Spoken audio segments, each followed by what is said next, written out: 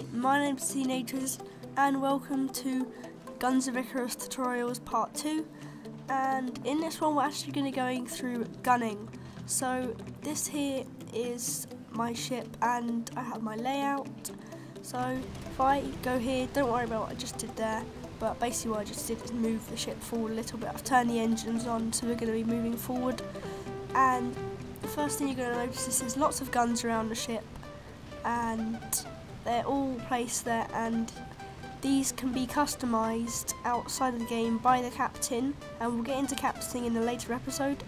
But here you'll come up to a gun, and if you press E you will mount the gun, and now you just use the mouse to look around, left click to shoot, right click to aim down sights, and at the bottom you will notice some greyed out things. The first one is white, that is the cannon, that looks like a cannon. That is the normal ammo type. Press R to reload, by the way. That's the normal ammo type. And if I go to ammo type number 2, this here, as you can see, is making black smoke come off, which wasn't on ammo type number 1.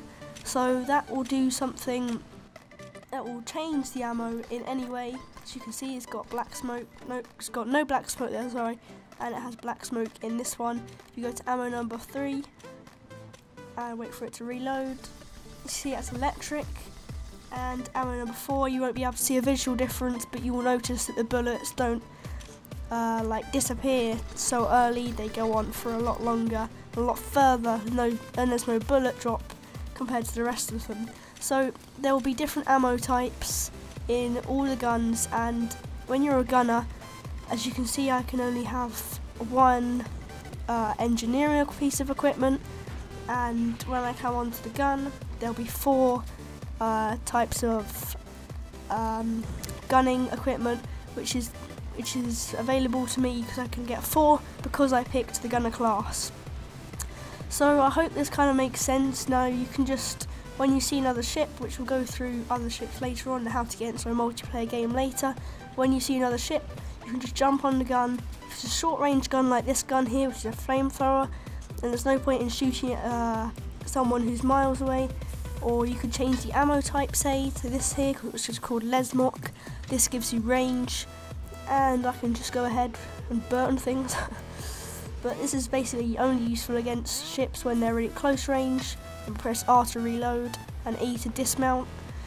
And when you're the gunner, key things that you want to be doing is basically on the guns, and we'll get into how to change your classes later, and we'll get into the best classes for each ship and for each gun and all stuff like that. We'll get lots of complicated tutorials later on,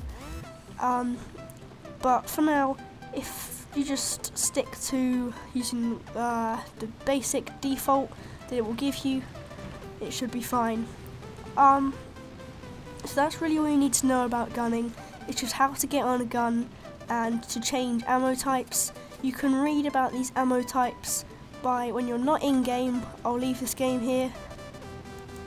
When you're not in game, if you come up to the top right hand corner and press on character, and then come down to the bottom left and see where it says gunnery equipment, click on these and you can change any of these. You can see these things here, these are all different types of ammo.